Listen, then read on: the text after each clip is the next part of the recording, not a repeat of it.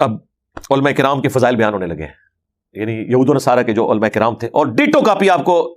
اپنے بھی علماء میں نظر آئے گی۔ اللہ کے فضل سے یہ امت پیچھے نہیں ہے کسی صورت بھی، بخاری مسلم دونوں میں حدیث ہے، تم میں وہی خرابیاں پیدا ہوں گی،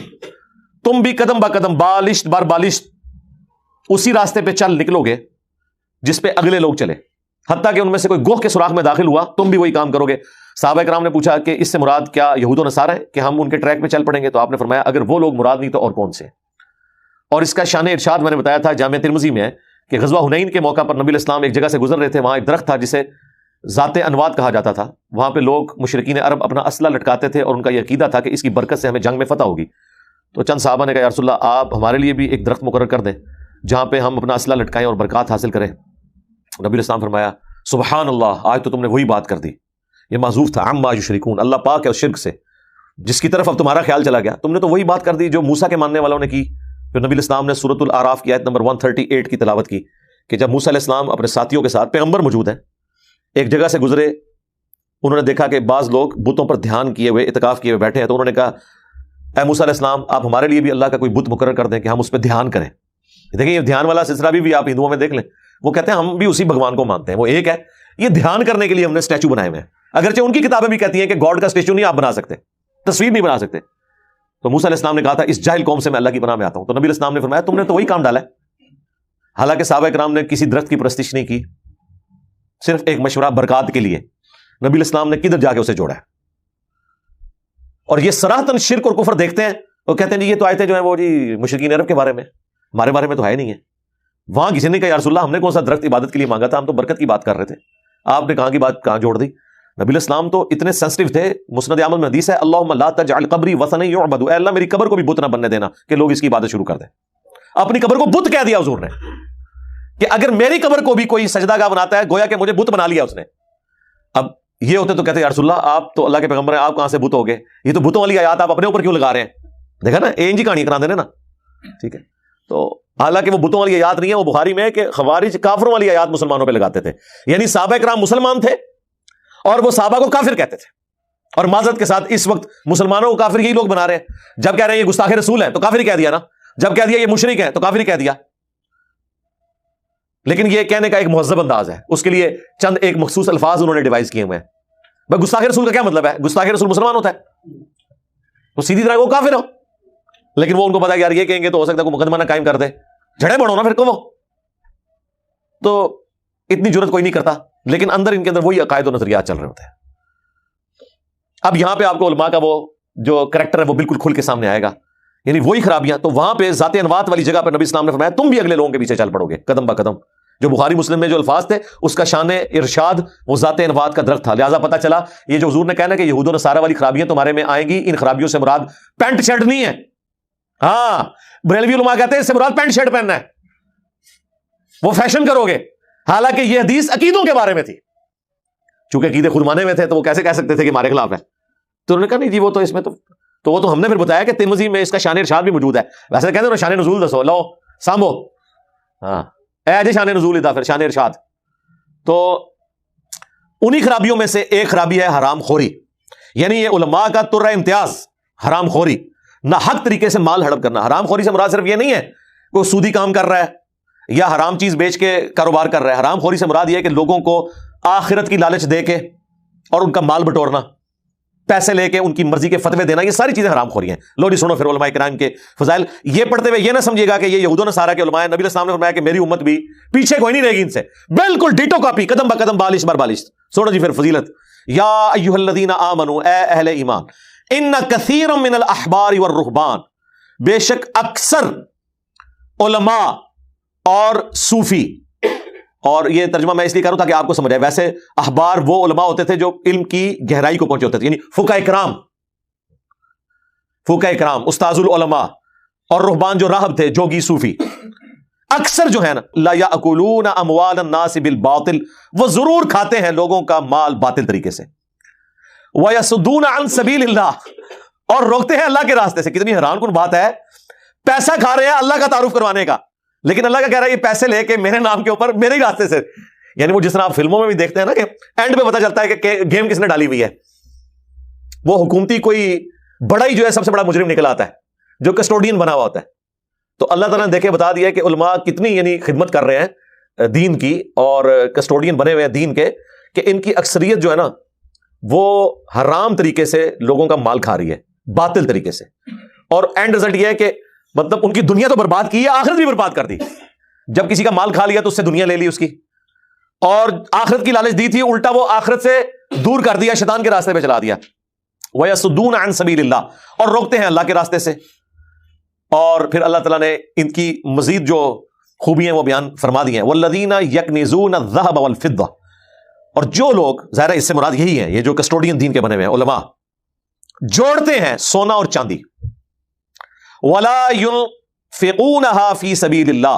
اور اس میں سے پھر اللہ کی راہ میں خرچ نہیں کرتے۔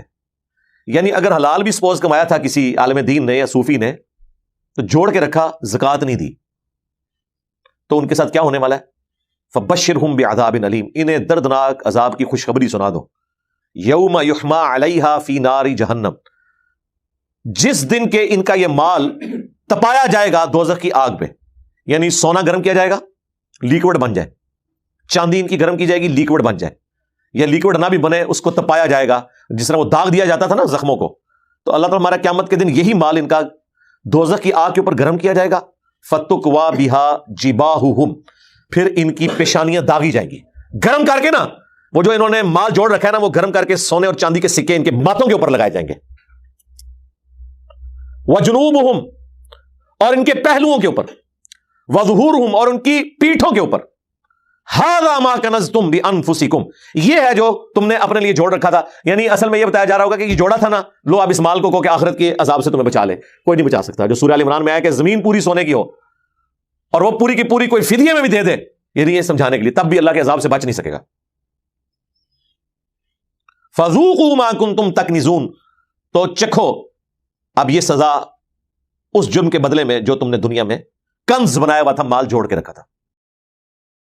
کنز جو ہے نا، کنز اس طرح کا مال جوڑنا جس میں آپ زکوٰۃ نہ دیں، اللہ کا حق نہ دیں، یہ اس کے اوپر آیات لگتی ہیں۔ مطلقاً مال جوڑنا حرام نہیں ہے۔ وہ صحیح بخاری میں آتا ہے کہ حضرت ابو ذر غفاری اور حضرت معاویہ کا انہی آیات کی بنیاد کے اوپر جھگڑا رہتا تھا۔ وہ یہ ڈیمانڈ کرتے تھے کہ یہ جو تم نے محلات کھڑے کر لیے ہیں اور اتنا مال جوڑا ہوا ہے، یہ تمہاری پیٹھوں کے اوپر، پیشانیوں پہ لگایا جائے گا۔ وہ آگے سے آرگومنٹ کرتے تھے کہ بھئی اگر ہم مال جو جوڑ رہے ہیں اس کی زکوٰۃ دے رہے ہیں تو شریعت میں تو حرام تو کوئی نہیں ہے۔ تو ان پرنسپل تو حضرت ابو ذر غفاری کے جو مخالفین تھے ان کا موقف درست تھا فتوے کی روح سے، لیکن تقوی کی روح سے دیکھا جائے تو اصل بات جو حضرت ابو ذر غفاری بتانا چاہتے تھے کہ بھئی تم تو رسول اللہ کے ماننے والے ہو، اگر یہ کوئی اتنا ہی نیکی کا کام تھا تو نبی علیہ السلام نے کیوں نہیں کنز جوڑا اور اس کی زکوٰۃ دی اور ثواب کمایا؟ آپ کو تو پوری زندگی نوبت ہی نہیں ہے زکوٰۃ دینے کی، آپ تو اللہ کی راہ میں خرچ کر دیتے تھے۔ پھر وہ بخاری میں جو ابو ذر غفاری والی حدیث، وہ تو خود انہوں نے روایت کی ہے نا کہ ابو ذر وہ دیکھ رہے ہو پہاڑ احد 7.5 کلومیٹر پہ پھیلا ہوا، اور ابو ذر غفاری کہتے ہیں میں دل میں سوچ رہا تھا حضور مجھے کسی کام سے بھیجیں گے تو میں پلاننگ کرنا شروع ہو گیا کہ میں اس وقت جاؤں گا اور یوں واپس آؤں گا، لیکن آپ نے فرمایا یہ سارا سونے کا ہونا تب بھی میں اسے اللہ کی راہ میں خرچ کر دوں گا، سوائے چند درہم کے کچھ اپنے پاس دیناروں کے نہیں رکھوں گا، سب دے دوں گا۔ اب یہ باتیں چونکہ ابو ذر غفاری نے سنی ہوئی تھی نبی علیہ السلام سے، تو وہ یہ ایکسپیکٹ کرتے تھے کہ حضور کے ساتھی جو ہے نا وہ فتووں پہ نہ چلیں، وہ تقوی کی روش اختیار کریں، اس وجہ سے وہ پھر قائل بھی نہیں ہوتے تھے۔ باقی اگر آپ نے تسلی کرنی ہے تو ابو ذر غفاری والا میرا کلپ دیکھ لیں، اس میں میں نے کافی ساری باتیں ان کے حوالے سے بیان کی ہیں کہ ان کا سٹانس بہت ہارڈ لائنر تھے۔ باقی ہمارے استاد نے ایک بات بڑی اچھی ایکسپلور کی، ڈاکٹر اسرار صاحب رحمہ اللہ نے، انہوں نے انہی آیات کے تحت آج کے ان تمام علماء کو شامل کیا ہے کہ جنہوں نے اپنا سورس آف انکم دین بنایا ہوا ہے اور پھر وہ کنز بنا کے رکھے ہوئے ہیں۔ وہ کہتے ہیں کہ جو لوگ دین سے کھا رہے ہیں نا وہ سبسسٹنس لیول پہ کھائیں گے،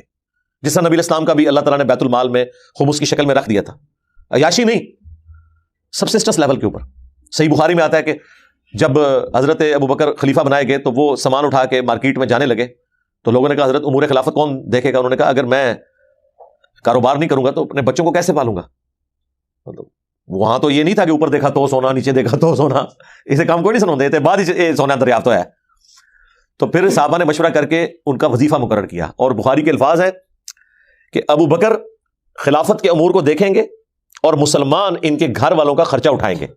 یعنی یہاں پہ پرائم منسٹر، آرمی چیف، صدر اپنے آپ کو مالک سمجھتا ہے، وہاں خلیفہ راشد کو بھی یہ کہا جا رہا ہے کہ اس کی روٹی پانی جو ہے نا ہم پوری کریں گے، یہ کام کریں اپنا۔ تو یہ جو ماڈرن ڈیموکریسی میں کنسپٹ ہے کہ جو حکمران ہے وہ عوام کو جواب دے ہے، عوام نے حکمران رکھا ہوا ہے، نہ کہ حکمران نے عوام پالے ہوئے ہیں کہ وہ اس کی خدمت کرے. یہ بالکل خلفائے راشدین کے اندر نظر آتی تھی یہ چیز کہ جی ابو بکر کے گھر والوں کا خرچہ یہ اٹھائیں گے اور حضرت ابو بکر خلافت کے امور کو دیکھیں گے. تو اس سے آپ اندازہ کریں. تو ڈاکٹر سراج صاحب فرماتے تھے جو لوگ دین کی خدمت کر رہے ہیں نا، پھر وہ دین کی خدمت کے عوض جو چندہ اکٹھا کرتے ہیں، جو لوگ ان کی خدمت کرتے ہیں کہ جی یہ لیں اللہ کے دین کے لیے اگر ضرورت پڑے تو آپ اسے لگائیں، تو وہ اپنے اوپر پھر اتنا ہی لگا سکتے ہیں جس سے ان کی سبسسٹنس لیول کے اوپر لائف گزرے. میں نہیں کہتا کہ وہ فاقے کریں، ایٹ لیسٹ آج کے دور میں 50,000 سے کم کسی بھی امام مسجد کی تنخواہ نہیں ہونی چاہیے، خطیب حضرات کی 1 لاکھ سے کم نہیں ہونی چاہیے. لیکن یہ نہیں ہو سکتا کہ مسجد کے چندے سے وہ اتنا کھائیں کہ انہوں نے گاڑیاں بھی اب رکھ لی ہیں اپنی اتنی مہنگی مہنگی، اور ہر وقت ان کے بچے بھی ایک ایک نئی نئی گاڑی نکلوا کے پھرتے رہتے ہیں اور دین کو زیرو کنٹریبیوشن کر رہے ہیں جس کے نام کا کھا رہے ہیں. اور اسی مدرسے میں بچے جو ہیں بیمار ہیں، ان کو دوائی لے کے دینے والا کوئی نہیں ہے، ان کے کپڑوں اور ان کی جوتیوں کا خیال رکھنے والا کوئی نہیں ہے.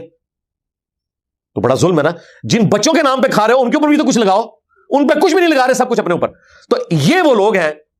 جن کے ساتھ وہی معاملہ ہونا ہے کہ ان کی پیٹھوں پہ، ان کے پہلوؤں پہ، ان کے ماتھوں کے اوپر یہ دولت گرم کر کے انہیں داغا جائے گا کہ یہ لو یہ مال دنیا میں جوڑا تھا نا. اب یہ آیات تو یہ لوگ پڑھتے ہیں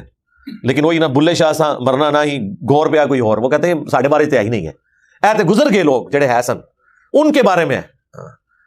تو قرآن یعنی تم بھی ایتھیسٹ والی باتیں کر رہے ہو کہ یہ 1400 سال پرانے لوگوں کے لیے کتاب ہے، قیامت تک کے لیے کتاب ہے، جسے فٹ اسے گفٹ. مورل لاز تو کبھی بھی پرانے نہیں ہوتے، وہ محکم قوانین ہے اللہ تعالیٰ کے، وہ آج بھی اسی طریقے سے ویلڈ ہیں جس طرح کہ حضرت آدم علیہ السلام کے زمانے سے لے کے ابھی تک. مورل لاز کیا ہے؟ جھوٹ نہیں بولنا، کسی کے ساتھ دھوکہ دہی نہیں کرنی، ماں باپ کے ساتھ اس نے سلوک کرنا ہے، بیوی بچوں کا خیال رکھنا ہے، کسی کو دھوکہ نہیں دینا. یہ وہ سارے مورل ویلیوز جو اسلام میں آتی ہیں، دین کے اندر آتی ہیں. تو یہ جو مال جوڑ رہے ہیں، ظاہر مال وہ انہوں نے لوگوں سے ہی لے کے جوڑا ہوا ہے نا. تو یہ علماء کے بارے میں ہے، علماء سو کے بارے میں، تو ان کے اوپر آج بھی ویلڈ ہے. وہ آج بھی اسی طریقے سے مال جوڑ رہے ہیں اور اپنے اوپر لگا رہے ہیں، بجائے اس مال کو دین کی ترویج کے لیے خرچ کریں وہ اپنے خزانے بڑھانے کے لیے خرچ کر رہے ہیں. اور اسی لیے آپ دیکھیں کہ جب یہ مرتے ہیں تو کتنا بینک بیلنس چھوڑ کے مرتے ہیں، یہ کتنی جدادیں بنی ہوئی ہوتی ہیں، اور ڈکلیئرڈ تنخواہ ان کی جو ہوتی ہے نا وہ پوری زندگی کی بھی جوڑی جائے نا تب بھی ایک پلاٹ کیا قبر کی جگہ بھی نہیں خرید سکتے جن جگہوں پہ ان کے پلاٹ ہوتے ہیں. تو اس کا کیا مطلب ہے کہ مطلب وہ کوئی جو ان کو تنخواہ ملتی تھی وہ ریپروڈکشن کا سلسلہ اس میں کوئی شروع ہوا تھا. ظاہر ہے ڈائریکٹ انہوں نے چندہ اپنے قبضے میں کیا ہوتا ہے، اپنے اوپر لگا رہے ہوتے ہیں.